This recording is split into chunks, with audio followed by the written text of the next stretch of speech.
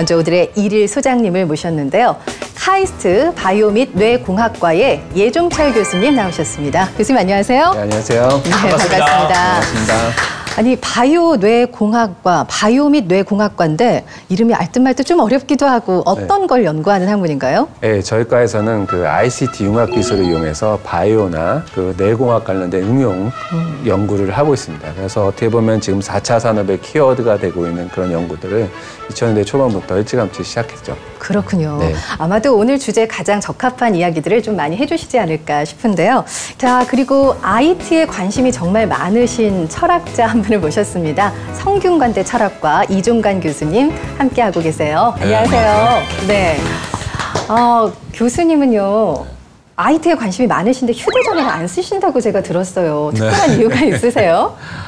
너무 연락이 자주 되면 사람들이 서로 기다리지도 않고 또 그리워하지도 않고 네. 그래서 이 시대가 이제 그리움과 기다림이 없어지는 시대 같아서 저래도 좀 그리움과 기다림을 지켜야 되겠다. 그래서 안 쓰고 있습니다. 그렇군요. 투지폰도 안 쓰시는 거예요? 네네. 쓰신 적이 한 번도 없으시고요? 한 번도 없습니다. 네. 이야, 대단하십니다. 그럼 우리 프로그램이 아니라 나는 자연인이다 뭐 이런 거예요? 전문가한테 언젠가는 나가볼 생각입니다. 자, 그리고 우리나라가 SF계에서는 좀 불모지다 그런 얘기가 있었는데 정말 혜성같이 등장한 분이 계십니다. 배명훈 작가님 모셨습니다. 안녕하세요. 반갑습니다. 네. 그러니까 혜성처럼 나타났다고 소개를 하셨는데 네. 그 혜성을 보는 사람들 입장에서도 당황스럽지만 나타나는 혜성 입장에서도 당황스럽거든요. 그렇군요. 굉장히 겸손하게 말씀하신 것 같아요. 자, 소설가다운 그런 상상력 또 날카로운 시선으로 또 오늘 이야기 많이 기대해 보겠습니다. 자, 마지막으로 지식 탐구자 호기심 사냥꾼 박찬규 씨 나오셨어요. 안녕하세요. 네, 반갑습니다. 네. 항상 그 시청자의 눈높이에서 궁금한 것들 또 호기심 가는 것들을 날카롭게 질문하겠습니다. 네. 제가 그 모르는 것을 모른다는 게 제일 큰 문제라고 하잖아요. 저는 제가 모른다는 걸 확실하게 알고 있거든요. 네. 오늘도 창피하지 말고 네. 마음껏 질문하겠습니다. 그래요. 자, 오늘도 역시 보람 있고 정말 신나고 즐거운 지적 대화의 장이 활짝 열렸으면 좋겠습니다. 자, 과학자와 철학자, 소설가가 함께 탐구해 볼 오늘의 주제 뭘까요? 영상으로 한번 만나보시죠.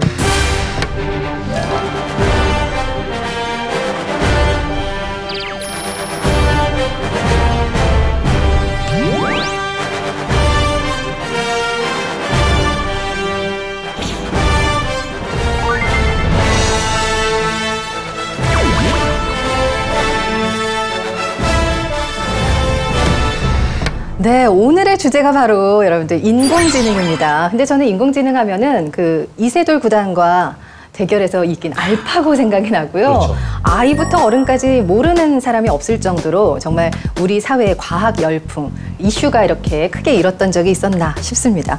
그런데 최근에도 이런 뉴스가 있었죠. 카이스트의 군사용 AI 개발 뉴스가 엄청난 파장을 일으켰는데 해외의 로봇 공학자 50명이 카이스트와 공동 연구를 하지 않겠다며 보이콧을 선언했습니다. 예 교수님은 가까이 계셨잖아요. 이 뉴스 어떻게 보셨어요? 네, 저도 사실 그 뉴스를 처음 접하고 나서 좀 황당하다는 생각이 들었었는데요. 아마도 대중들이 생각하는 건 이제 터미네이터 같은 그런 군사 로봇, 뭐 드론 같은 게 와서 총을 쏘고 죽이고 뭐 이런 거를 아마 생각했다고 생각을 네. 하는데요.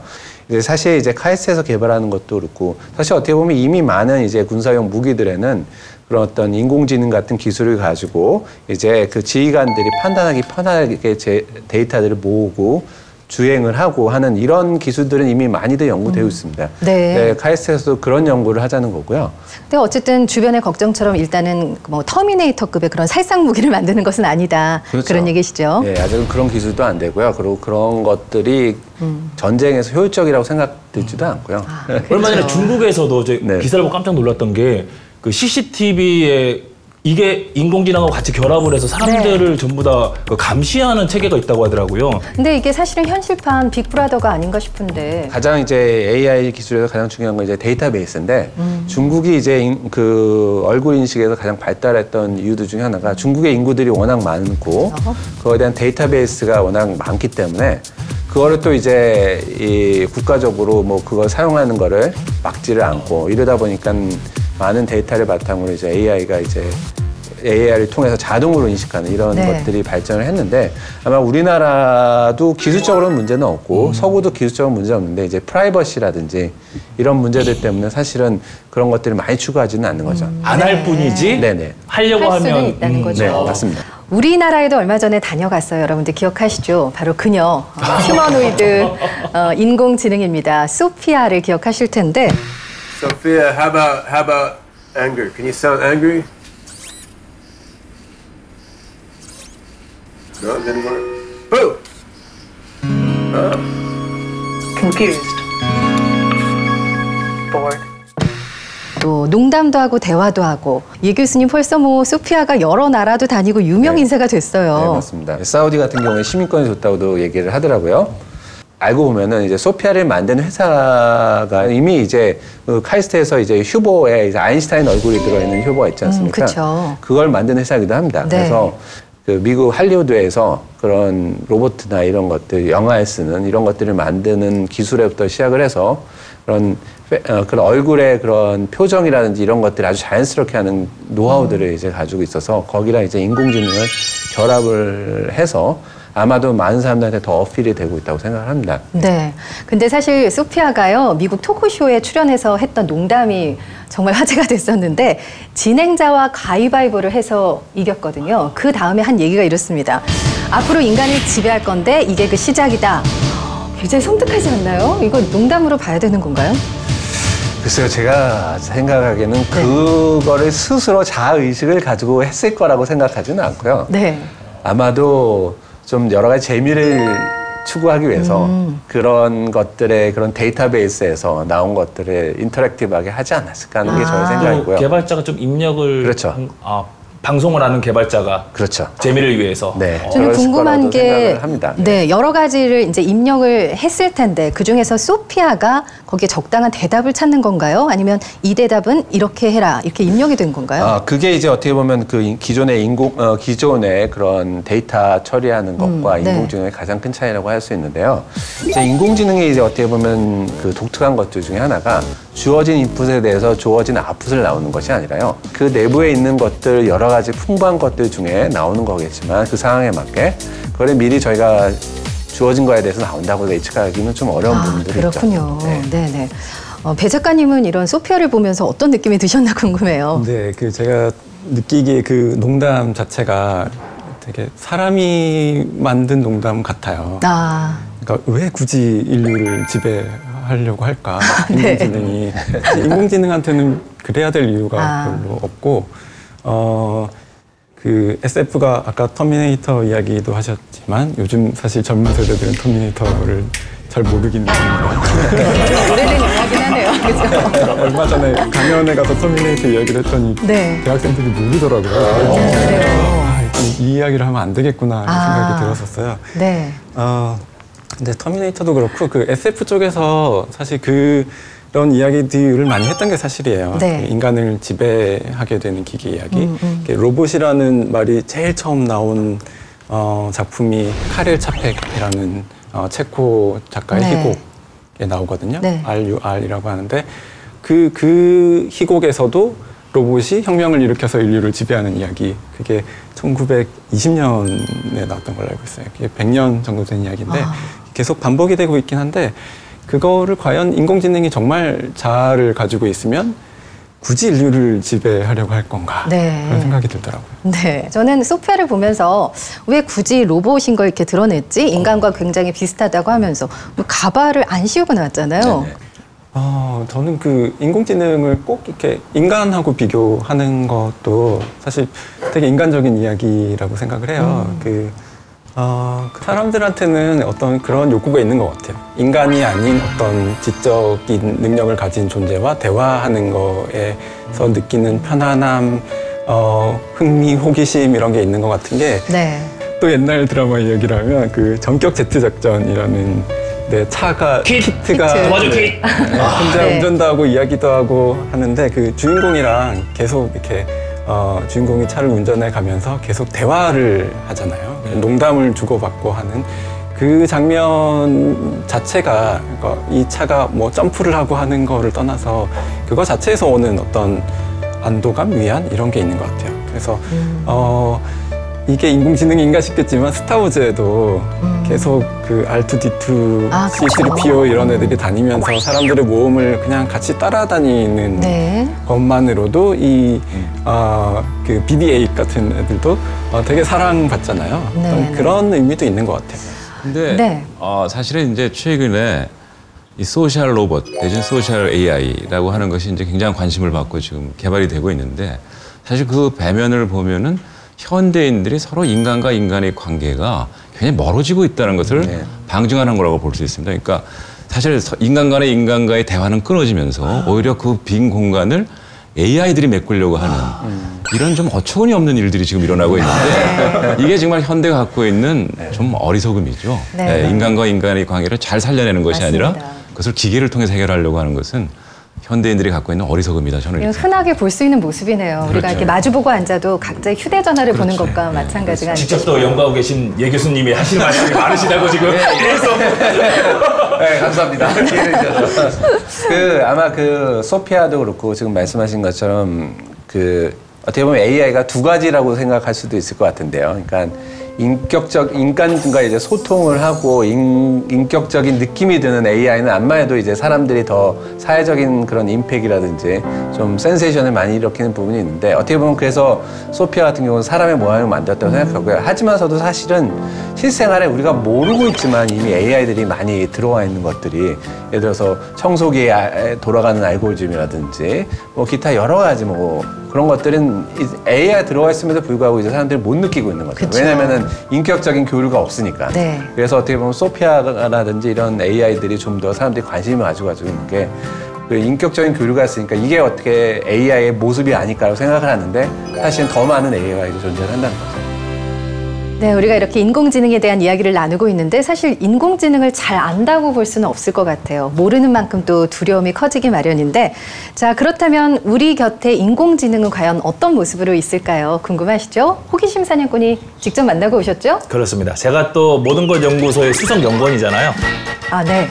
아닌가요? 뭐 인정하지 않아요. 저는 그렇게 생각을 하고 있어요. 네. 그런 마음으로 우리 올랩 연구소의 대표로 네. 카이스트 인공지능 연구소를 다녀왔습니다. 네네. 연구소 대 연구소로 제가 대표로 가서 만나고 왔죠. 알겠습니다. 기대해 보겠습니다. 연구실 안에서 만나는 인공지능, 또 우리가 인터넷이나 신문 기사로 만났던 그 인공지능의 민낯을 화면으로 직접 확인해 보시죠.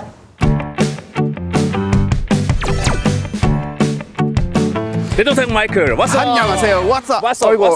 일주일이 지났는데 안 맞아. 오케이.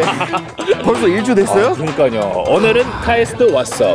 대한민국 과학기술의 요람 카이스트. 오, 그럼 한국의 카이스트는 미국의 MIT 같은 것인가요? 오, 역시. 자, 그러면 이 카이스트에서 오늘 또 호기심 사냥꾼답게 네. 군데군데 돌아다니면서 궁금증을 한번 사냥을 해보자고요. 예, 알겠습니다. 가자. 뭐 보신 거예요? 저희는 AI 하면 한 이런 것만 생각을 했었던 거예요. 네. 네. 로봇이구나. 네. 이 향기. 무슨 향기요? 지식의 향기. 고기 향기 아니에요? 아니야. 호기심의 향기. 삼겹살 아닌가요? 어디로? 깜짝이야.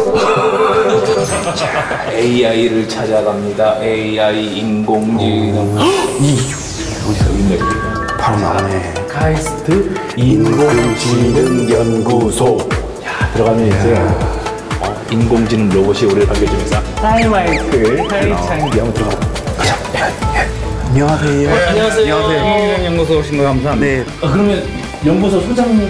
예, 인공지능 연구소 소장하고 있습니다. 소장님한테 깍듯이 인사드려요. 아이고, 존경합니다. 지금 인공지능 연구소라고 했는데 어디 있어요? 로봇 없나? 다 컴퓨터로?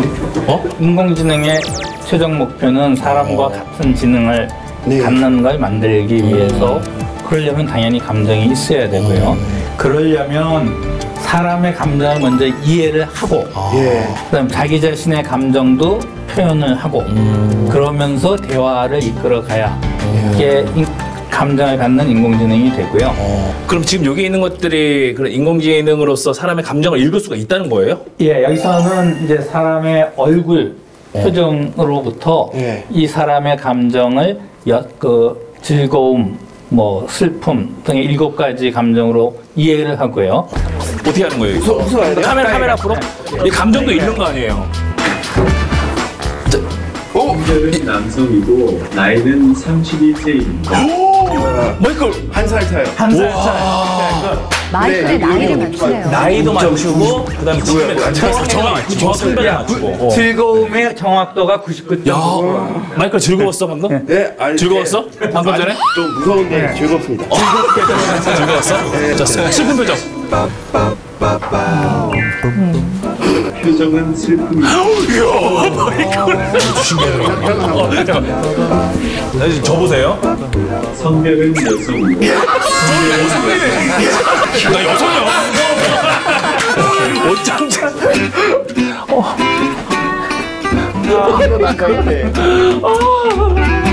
괜찮아요, 형님. 이게 오류가 있을 수 있는 거죠? 사람도 가끔 틀립니다. 그렇죠. 현재는 그 7가지 감정을 맞추는 정확도가 한 61% 정도밖에 안 되고요.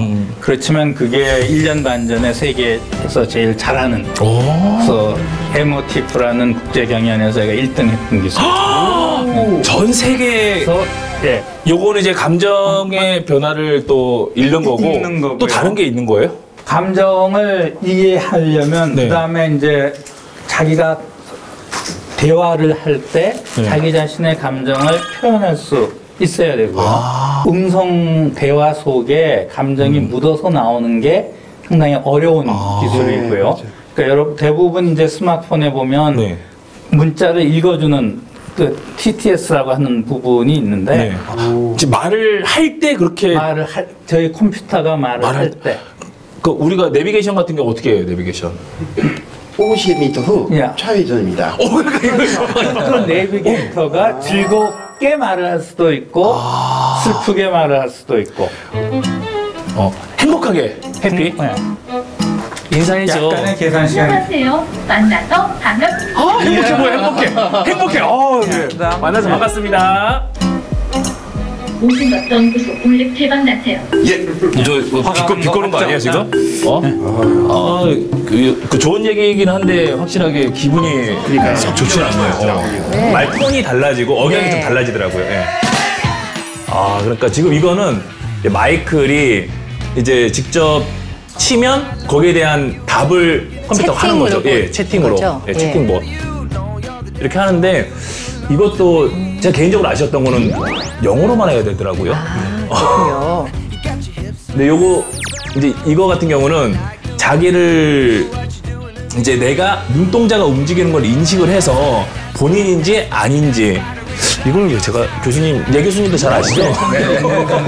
제일 잘하는 게 사람의 말을 알아듣고 사람의 눈처럼 물체를 알아보는 게 제일 중요한 기능입니다. 노트북. 네. 그럼 여기서 나오는 숫자는 100점 만점에 몇 프로? 예. 그거예요? 확률. 노트북. 그다음에 또 다른 거를 좀 움직여보세요. 펜? 위에 올려져 있는 마우스. 마우스. 컴퓨터 마우스. 로 이제 와. 펜은? 볼펜. 야. 다른 거는 마이클. 핸드폰 핸드폰? 한번 해봐. 보자. 과연 도동. 오. 텔레폰. 오. 그럼 이거는 어떤 원리인 거예요? 네, 이거는 원래 이제 굉장히 많은 사진을 이제 컴퓨터가 학습을 해가지고 이제 어떤 물체인지를 내뱉어주는 그런 이제 시스템입니다. 못 보시는 분들 같으면 이 시스템은 이제 카메라에 장착하면은 이 앞에 있는 물체가 뭔지를 귀에다가 이제 말로 가르쳐 줄 수가 있는 정말요? 지금까지는 인공지능의 목표가 사람과 같이 보고 듣고 생각하고 대화하고 행동하는 각각의 부분을 이제 보여드렸고요. 이 모든 기능들이 통합돼 가지고 사람과 같은 기능을 할 수 있고 사람을 도와서 보다 더 윤택한 행복한 삶을 살 수 있게 하는 것이 인공지능 목표입니다. 여기 연구소 안에 있는 모든 것들이 하나로 합쳐지는 거네요. 예, 하나로 합쳐져야 사람 같은 기능을 할 수가 있고요. 저 설명을 들어보니까 저 더 그 미래 사회도 궁금해지고 AI도 더 궁금해지네요. 네, 진짜 이런 것들 다 보고 궁금한 게 너무 많이 생겨서 더 궁금해졌어. 궁금해. 궁금한 건 끝이 없습니다. 궁금한 거는 끝이 없어. 끝이 없죠. 박찬규 씨가 직접 가서 인공지능을 경험해 보셨는데 어떠셨어요? 솔직히 말씀드려서 처음에 들어갔을 때는 조금 실망을 했어요. 그 앞서 말씀을 드렸지만 화면으로 봤던 소피아나 아니면 심지어 뭐 홀로그램 올라와서 뭐 하이 뭐 이렇게 그 인공지능 로봇이 반겨줄 줄 알았는데 그게 아니고 그냥 컴퓨터에 있는 소프트웨어더라고요. 근데 실제로 우리 주변에도 그렇게 대화할 수 있는 기기들이 있잖아요. 네, 근데 맞습니다. 그런 기기들이랑 대화를 해보면 정말 대답을 안 하잖아요. 대답을 잘 안 하고 이제 휴대전화를 제가 이제 손에 들고 있는데 제가 교수님께 좀 들려드리고 싶어요. 휴대전화를 쓰지 않으신다고 해서 제 음성만 좀 듣기 때문에 안녕. 헬로? 아니 왜 영어로 해 갑자기? 글쎄요, 얘가 왜 이러죠? 고마워. 마음을 표현해주는 당신에게 더 고마워요. 날씨 한 번만 물어보세요. 그럴까요? 오늘의 날씨는 어때요? 수요일 날씨는 화창하겠습니다. 낮 최고 기온은 22도입니다. 네. 재미있는 이야기 하나만 해줘. 콩나물이 물을 치면 콩나물 무침. 재미없어. 인공지능이 그렇지 뭐. 자, 이렇게 대화도 되고 심지어 농담까지 가능하잖아요. 교수님 어떠세요? 신기하게 쳐다보시는데요. 한 번도 안 써봐서 좀 신기한데요. 네. 한번 교수님 한번 해보시죠. 어서 오세요. 스마트폰은 처음이시죠? 잠재성을 가지고 있고 그리고 이제 많이 이제 사용을 편하게 하는데 어떻게 보면은 이제 지금 같은 문제를 오늘 물어보고 같은 얘기를 오늘 물어보고 내일 물어보고 거의 아마 비슷한 류의 대답을 할 겁니다. 그러니까 이 사람에 특화돼서 이 사람이랑의 그런 인터랙션을 통해서 배우는 그런 것들이 아직은 사람과의 친밀도가 계속 사용하면서 늘어나고 이런 것들이 아직 없는 인공지능이 아직은 이 대부분이 이제 줘주고 있는데요. 근데 한 가지 이제 조금 우려되는 부분은 인공지능하고 대화하기 위해서 인간이 말을 바꿀 가능성도 있습니다. 그러니까 예컨대 말이라는 건 계속 바뀌는 거거든요. 그러니까 문법이 생기면서 인간이 말하는 방식이 바뀌었듯이 인공지능과 앞으로 대화를 해야만 사회에서 살 수 있다. 그러면 인간들이 말하는 방식이 또 바뀔 수도 있죠. 오히려 인간의 말이 인공지능을 닮은 거예요. 오히려 인간이 좀 소외당할 수도 있어요. 그럴 수도 있죠. 그렇죠. 아까 실험도 해보셨지만 날씨 같은 거 물어보면 대답을 잘하죠. 그래서 인공지능이 대답 잘하는 말을 걸기 위해서 자꾸 잘할 것 같은 말을 하게 돼요. 그런 질문만 던지는군요. 예, 그래서 이게 우리가 인공지능을 트레이닝하고 있다고 생각을 하지만 사실은 사람들이 트레이닝 되는 면도 있어서 아마도 인공지능이 뭐 예를 들어 완벽하게 번역을 할 수 있다고 한다면 그거는 반 정도는 사람이 기계가 번역하기 좋은 형태로 사람의 말도 꽤 바꿀 것이다. 그런 면도 있는 것 같아요. 제가 사실은 이제 지난번에 학회를 갈 때 시간이 없어가지고 그냥 우리말 글을 갖다가 한번 영어로 구글로 번역을 시켜봤어요. 철학은 번역시켰더니 엉망으로 나오더라고요. 그래서 문제는 뭐냐 하면 이 철학 부심. 앞으로 철학적인 말은 없어질지도 모르겠다는 불안이 들었어요. 왜냐하면은 그렇죠.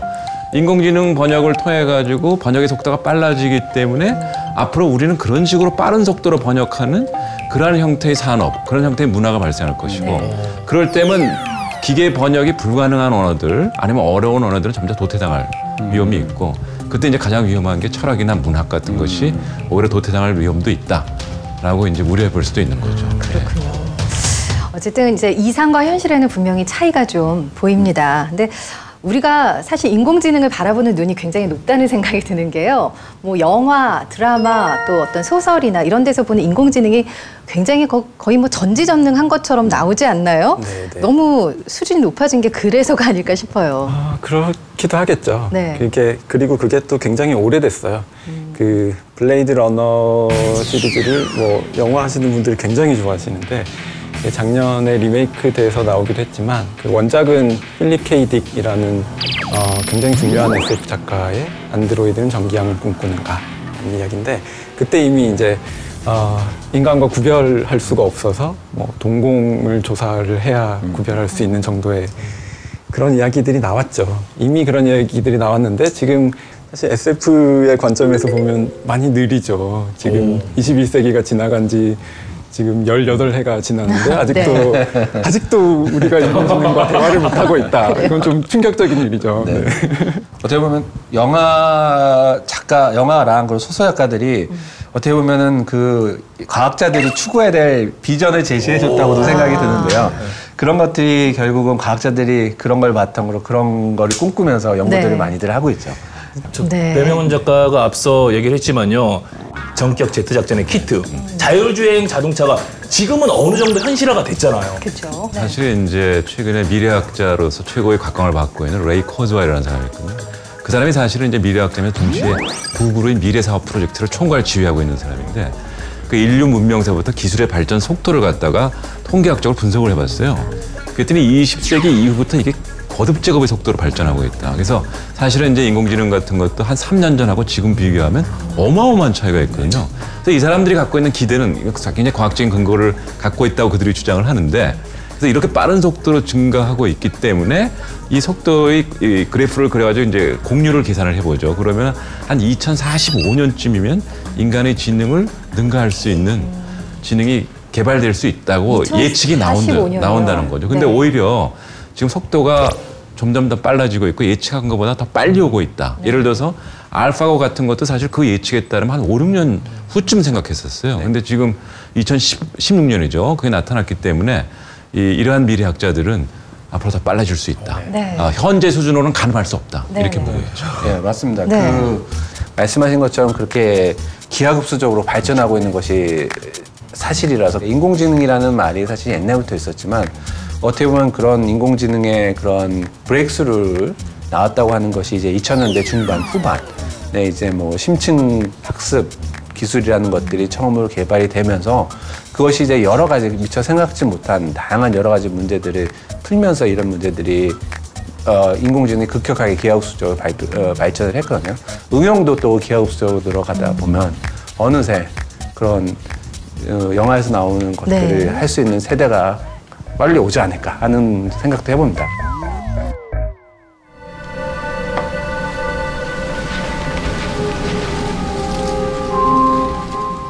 I like your floor.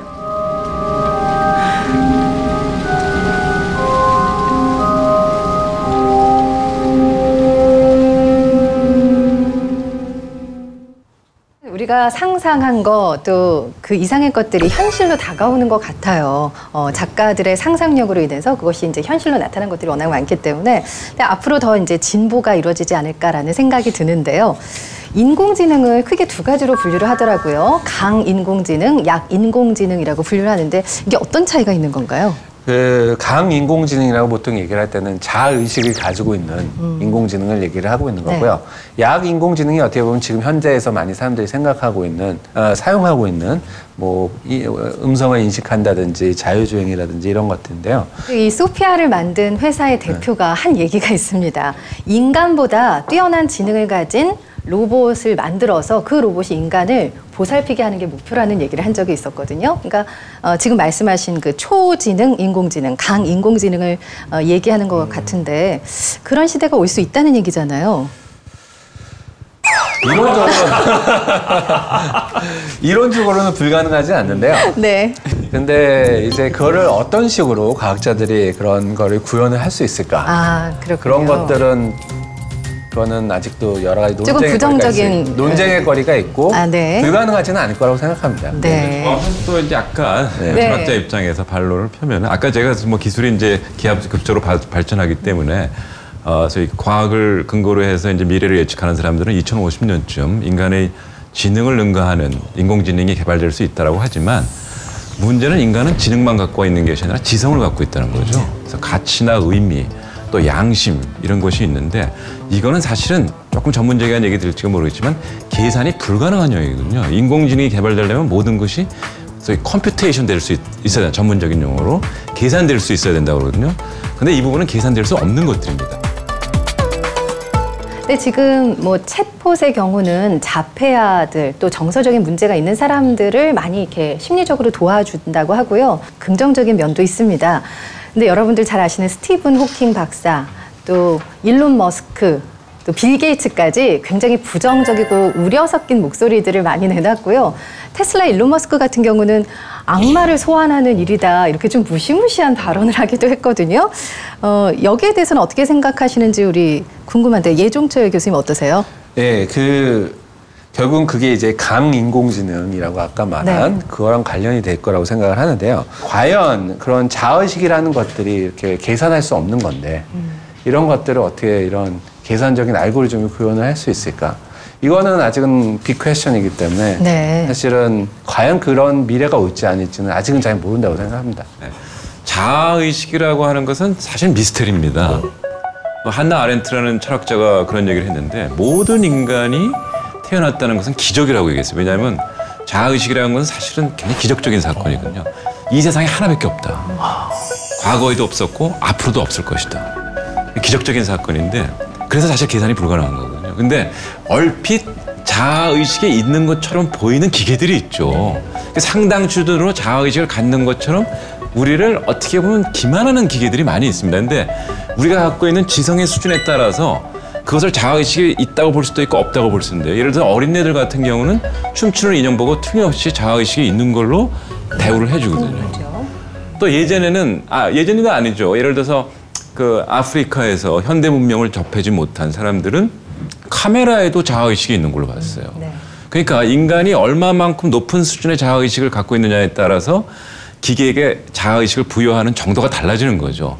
현재 우리가 인공지능 보고 자꾸 자아의식이 있다고 하는 것은 우리의 자아의식 수준이 그거밖에 안 된다. 그렇게 오래 얘기할 수 있는 거죠. 예. 결국 인간의 문제네요. 그렇죠. 네. 사람이 먼저다. 사람이 먼저. 대 작가님은 어떻게 생각하세요? SF에서는 그 인공지능이 자아를 가지는 이야기들을 많이 다루고 있죠. 그게 가능하든 아니든 자아를 가질 거다라고 가정을 하고 이야기를 하고 있는데 그러면서 인간들에 대해서 보게 되는 게 많죠. 그러니까 자아를 가진 인공지능이 출현한 다음에 이 인공지능이 뭐 돌봄 노동을 했으면 좋겠다. 또는 요즘 제가 좀 부정적으로 생각하는 게 섹스로봇 이야기가 그렇게 지금도 많이 생산이 되고 있는데 그러니까 그렇게 인공지능이 만들어지면 인간 노예를 대체하는 뭘로 만들고 싶다는 욕망이 아직 보이고 있는 것도 좀 문제라고 생각을 하고요. 그리고 사실은 그런 자아를 가진 인공지능이 나타나서 어떤 큰 문제를 일으킬 거에 대한 사고 실험도 이미 많이 진행이 됐죠. SF에서 대표적인 게 아이작 아시모프의 그 로봇 3원칙이라고 해서 첫 번째가 로봇은 인간에게 해를 끼치면 안 된다. 두 번째는 첫 번째를 위배하지 않는 한 인간의 말을 따라야 한다. 세 번째는 그 둘을 위배하지 않는 한 로봇은 자신을 보호해야 된다. 이 대원칙을 가지고 사실 아시모프의 그 로봇 관련 소설 작업들은 이 원칙을 벗어날 수 있는 여러 케이스들에 대한 사고 실험을 쭉 이렇게 축적을 해줬어요. 물론 과학자들도 분명히 알고 있고 그래서 그런 어떤 대비 장치, 인공지능을 개발하면서도 이 위기에 대한 목소리가 계속 그렇게 나오고 있는 걸로 저는 그렇게 알고 있어요. 저는 좀 아쉽게 생각하는 게 사실은 그 인공지능만의 문제가 아니라 인공지능과 사회의 그 상호작용 관계거든요. 그러니까 그 사회가 어떤 사회냐가 굉장히 중요하거든요. 그 사회가 인간이 존중되는 사회고 서로가 인권을 존중하는 사회이면 인공지능이 그런 방향으로 사용될 가능성이 상당히 많습니다. 인간 친화적으로. 근데 이 사회가 반인간적이고 양극화가 돼 있다든지 또 대다수의 인간을 착취하는 구조를 갖고 있다고 한다면 그런 시스템을 강화하는 방향으로 인공지능이 오용되고 남용될 가능성이 많이 있죠. 현재에도 그런 국가들이 있습니다. 인공지능을 개발하는 이유를 국가 권력이라든지 누구 한 개인의 권력을 강화하기 위한 수단으로 인공지능을 개발하는 국가들도 있고 또 무기 시스템을 강화하기 위해서 하는 국가들도 있는데 그런 국가들은 대개 보면은 인간 존중 국가가 아니거든요. 네. 그래서 사실은 인공지능 자체가 문제가 아니라 인공지능을 개발하는 사회가 어떤 사회냐가 굉장히 중요하다. 거기에 우리가 주목해야 될 것 같습니다. 맞습니다. 예. 아직은 과도기라고 우리가 생각하고요. 이 시기를 넘어가면 어떻게 될지 아무것도 모르겠습니다. 이 인공지능 마치 판도라의 상자와 같은 그런 느낌이 드는데 자, 잠시 쉬어가는 의미로 숙제 검사를 좀 해보겠습니다. 박장규 씨. 그렇죠. 왜냐하면 이제 인공지능을 만나고 오셨기 때문에. 네. 자, 우리나라 최고의 공학도들이 모이는 카이스트 다녀오셨잖아요. 네. 카이스트에 얼마나 많은 인공지능 연구자가 있을까요? 연구소? 연구자가 있을까요? 얼마나 많은 연구자가 있을까요? 인공지능을 제가 만났던 분들 그 연구소 안에 계시던 분들 전부 다 이제 연구를 하시는 분들 네네. 연구자들이신 거니까 대략 10분 정도 계셨고 공부 안 해온 걸로. 교수님 몇 분이나 계신가요? 지금 현재 그 카이스트 인공지능 연구소에 같이 네. 참여하고 계신 교수님들이 정확히 한 68분 정도 계시고요. 네, 그리고 이제 뭐 거기 참여 안 하지만 뭐 하는 분들 그리고 또 거기 학생들까지 하면 더 수가 많겠죠. 아, 그래요? 네, 이제 그래서 보면 그 인공지능을 요즘에는 큰 화두이기 때문에 네. 인공지능의 그런 펀더멘탈한 그런 원리를 연구하시는 분들뿐만 아니라 최근에는 심지어 예를 들어서 화학 물질을 설계하는데도 인공지능을 이용하는 뭐 그런 응용 쪽에서 네. 또 다양한 많은 분들이 이제 인공지능을 연구를 하셔서 이렇게 많은 연구진들이 지금 교수님들이 연구를 하고 계십니다. 이 카이스트 안에만 70여 분의 연구진들이 인공지능을 연구하고 계신데 이렇게 보면 인공지능 연구의 봄날이랄까요? 혹시 붐 현상이랄까 이렇게 볼 수도 있을 것 같은데 부작용은 혹시 없을지도 좀 우려가 돼요. 교수님 생각은 어떠신가요? 예, 사실은 부작용이 있을 수 있죠. 그리고 특히 이제 독일에서 어떤 사람들은 이렇게 얘기해요. 인공지능이라든지 현대의 첨단 기술은 인간이 개발했지만 그것이 가져올 효과는 인간이 도저히 가늠을 못한다. 그래서 불가지 기술이라고 많이 얘기를 하고 있거든요. 네. 그래서 가능한 한 리스크에 우리가 다 대비를 해야 된다. 이런 얘기를 하고 있습니다. 왜냐하면 이게 한 번 터지면 걷잡을 수가 없다는 거죠. 마치 핵이 터지면 걷잡을 수 없는 것처럼. 달리기를 할 때 제가 평지에서는 상당히 느린데 내리막길 경사가 있으면 상당히 빠르거든요. 내려다 보면 제가 달리는 게 아니고 저도 모르게 달려지는 거죠. 뭐 이렇게 처음 아주 이제 좋은 비유시네요. 천재적인 인공지능보다 훨씬 천재적인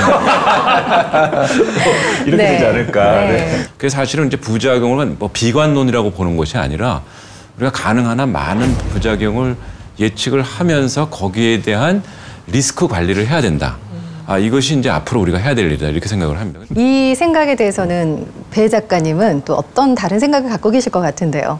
네, 그 인공지능 붐과 관련해서 네. 저는 약간 사실 IT 쪽에서 나오는 어떤 붐 유행어 같은 걸 조금 안 믿는 편이거든요. 그러니까 덜 따르는 편이에요. 네. 왜냐하면 지난 10년만 생각해봐도 그런 유행어가 굉장히 많았어요. 유비쿼터스, 웹 2.0, 뭐 컨버전스, 최근에 빅데이터, 네. 그리고 뭐 4차 산업혁명도 저는 그거 중에 하나가 아닐까 싶은 게 기억나는 것만 해도 그러니까 1년에 하나가 넘거든요. 사실은 VR과 3D 프린터는 살짝 몰라도 됐던 걸로 네, 판명이 되고 있죠. 맞아요. 그리고 또 어떤 경우는 똑같은 현상을 다른 레이블로 네. 붙인 경우들이 있어요. 예를 들어 자주 나오는 예가 냉장고에 있는 식재료들을 스스로 분석해서 레시피를 주고 네. 뭐 유통기한 지난 거는 새로 구입하고 하는 기술, 네. 요 장면이 유비쿼터스에도 나왔고 사실 지금 인공지능에도 나왔고 사물 인터넷에도 똑같은 장면이 계속 나오는데 아마 제가 기억 못하는 그 이전에 또 나왔을 거예요. 홈 오토메이션 정도에 또 나왔을 수도 있어요. 그래서 실제 본질은 그 냉장고를 그냥 만들면 돼요. 근데 그게 아니라 그 전에 그 냉장고가 표현하고 있는 어떤 이 사회 현상이 있고 그걸 당신은 모르면 안 된다는 식의 주입을 네. 우리가 매년 어떤 하나의 유행어가 바뀌어가면서 이렇게 주입을 받고 있는데 그거 중에 하나일 수는 있다. 근데 지금까지 인공지능 붐이 이어질 거라고는 예측을 못 했었거든요. 근데 언젠가는 사라질 수도 있다, 이런 붐 현상이. 이제 그렇게 생각하시는 지금 정도는 아닐 수 있다. 그렇게. 예 교수님도. 네, 저는 그 인공지능의 이 거품 버블이라고 생각하지는 않고요. 네. 오히려 다른 용어를 하면 이제 블랙홀이라고 지금 표현을 하고 싶은데요. 왜냐면 이제 비단 이런 사회적인 것뿐만 아니라 예를 들어서 학회를 가도 학회가 요즘은 어느 학회를 가든 거의 비슷해졌습니다. 그래서 다들 반 논문의 반 이상은 인공지능을 이용한 응용들 이런 식으로 어느 학회들이 돼 있고 그래서 이제 그 얘기는 결국은 인공지능만큼 예전과 달리 모든 학계 다양한 다른 분야를 이렇게 통합할 수 있는 이런 그런 띠이 나온 거는 아주 드물지 않을까 하는 생각에서 어떻게 보면 블랙홀이라는 표현을 제가 쓰는데요. 네. 이런 것들에 대한 연구들이 어떻게 보면은 이런 버블로 끝나지 않고 더 발전할 수 있는 중요한 그런 방향이 아닐까 생각합니다. 네. 예. 1, 2, 3, 0, 1, 2, 3, 0, 1, 2, 3, 0, 0, 0, 0, 2, 1, 2, 3, 0, 1, 2, 3. 네, 지금 각 분야의 인공지능이 결합하는 연구가 늘면서 실제로 산업 현장에서 인공지능이 쓰이는 경우가 굉장히 많아졌는데 박찬규 씨는 뭐 혹시 생각나는 거 있으세요? 저도 기사에서 봤었던 게 스포츠 같은 경우는 기자들 대신 그 기사를 인공지능이 쓴다고 하더라고요. 그림 그리는 것도 봤고, 맞아요. 그다음에 글을 쓰는 것도 봤고. 네네. 네. 그러니까 음악의 미술의 뭐 창작 영역까지 다 이렇게 침범한 상태인데 여기에 계신 분들도 한 번쯤은 고민해 보시지 않았을까 싶은데 이 자리에 인공지능이 대신하고 있다. 혹시 해보셨나요? 철학의 영역은 한 번 넘볼 수 있는 것이 아니지 않습니까? 그렇죠. 인공지능을 계속 비판하는 직업은 아마 살아남아요. 일리가 있네요.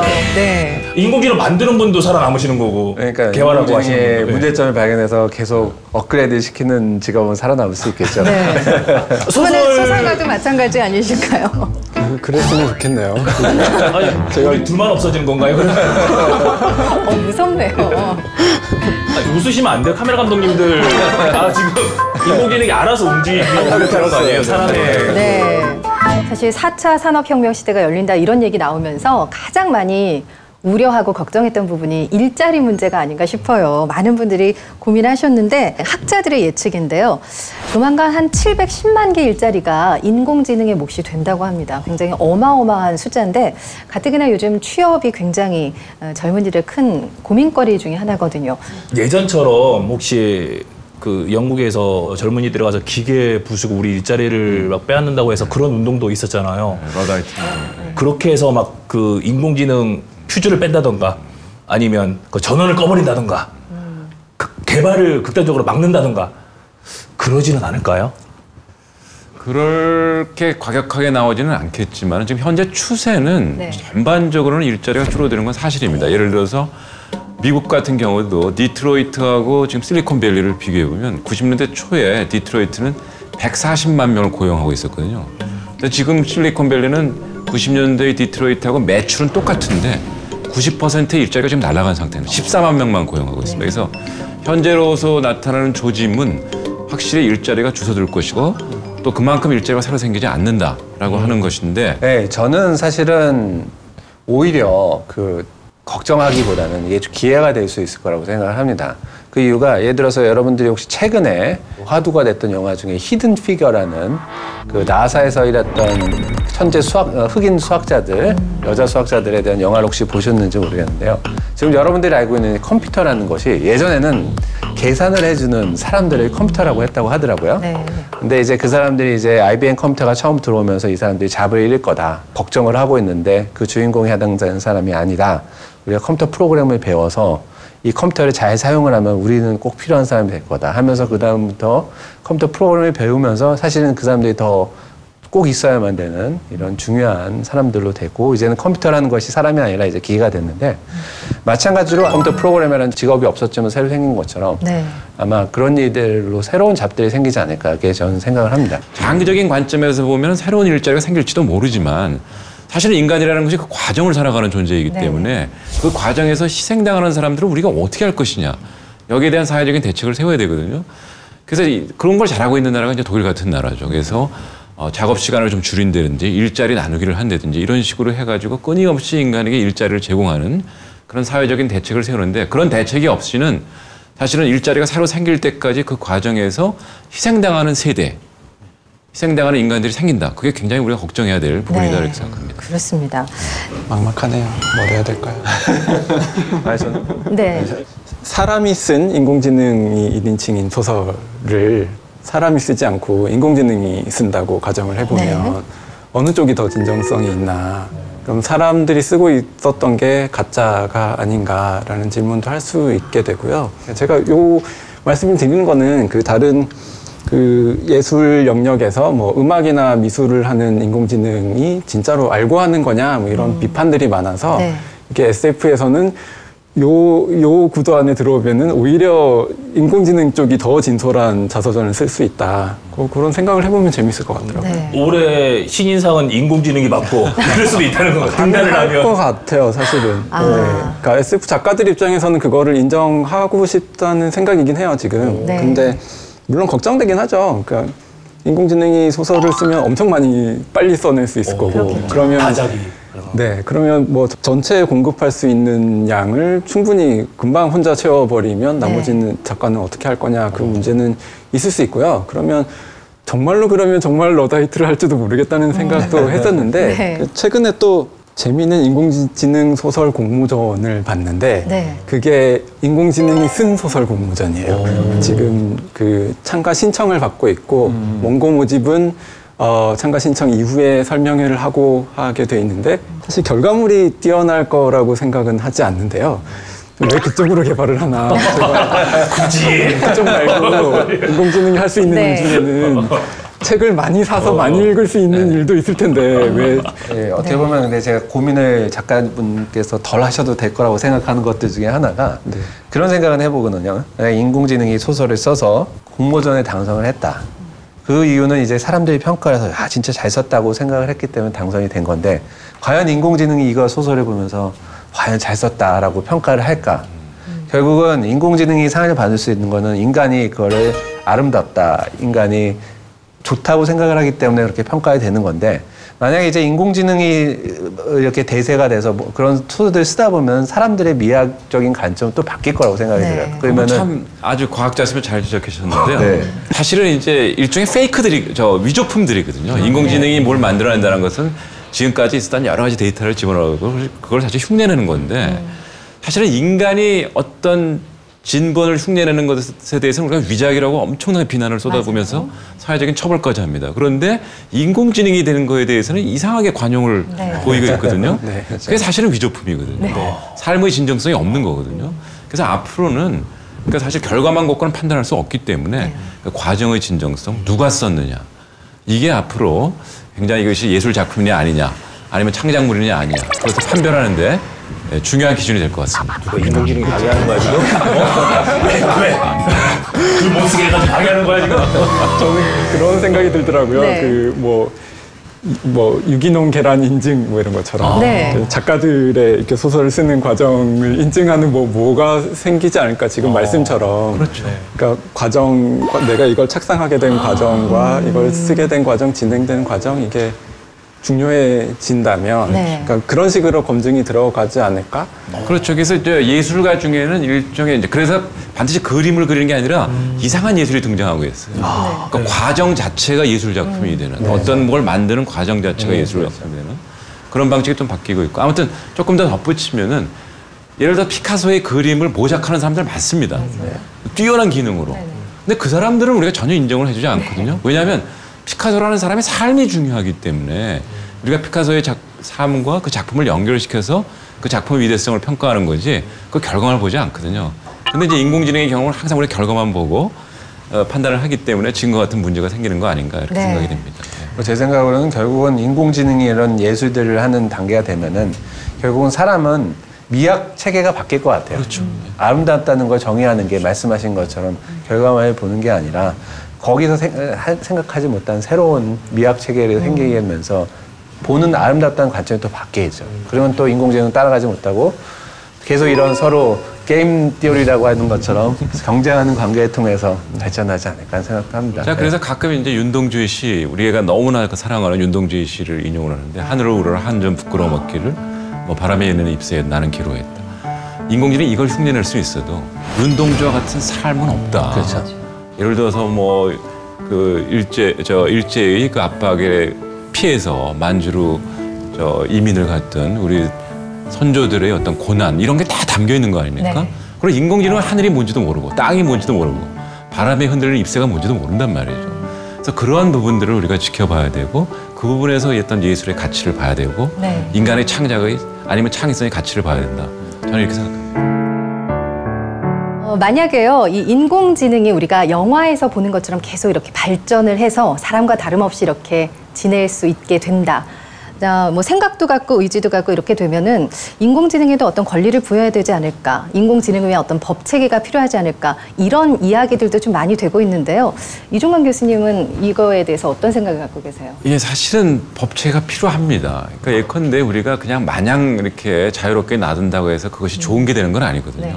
그냥 들판에서 공놀이 한다고 재밌는 게 아닙니다. 네. 거기에 야구라는 규칙이 들어오면 훨씬 재밌는 거죠. 그래서 규칙을 잘 만드는 게 굉장히 중요하다고 봅니다. 그러니까 인공지능도 우리가 사회적으로 규칙을 잘 만들면 굉장히 좋은 그야말로 인간을 위한 기술이 될 수가 있죠. 근데 우리가 그거는 도외시하고 인공지능 성능을 높이는 데만 집중이 돼 있고 이렇게 되다 보면은 그야말로 이것이 나쁜 방향으로 그 쓰일 리스크가 굉장히 많기 때문에 인공지능 성능을 높이는 것도 중요하지만 인공지능과 관계할 사회의 디자인을 어떻게 할 거냐.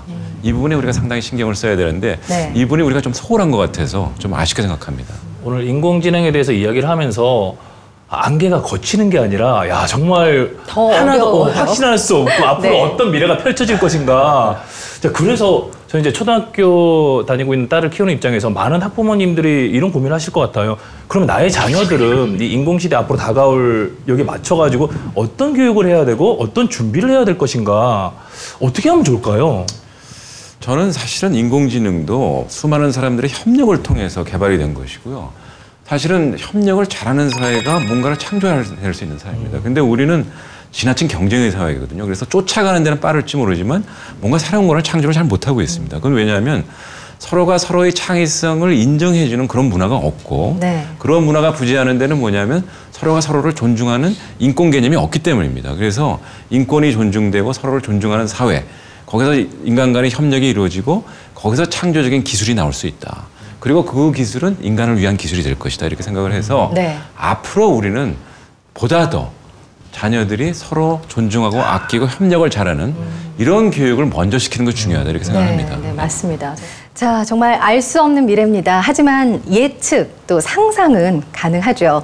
철학자, 과학자, 그리고 소설가 이 세 분이 서로 분야가 다른 세 전문가께서 인공지능에 대한 이야기를 많이 나눠주셨는데 인공지능의 미래는 과연 어떻게 예측하실지 궁금하거든요. 네.